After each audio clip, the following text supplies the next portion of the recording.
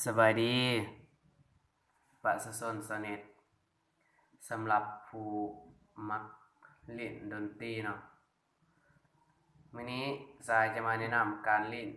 อินโทรเพลงเซเลนอของสิริพรศรีประเสริฐ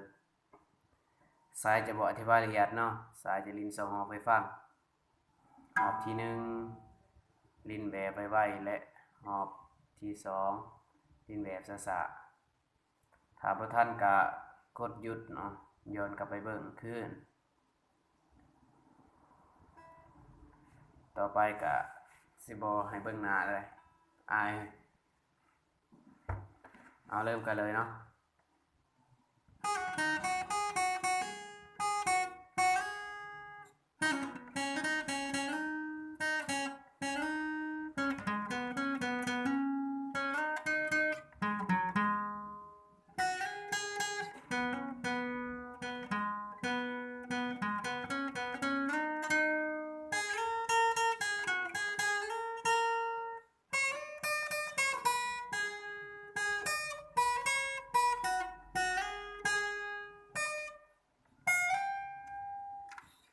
เอาแบบช้าๆเนาะ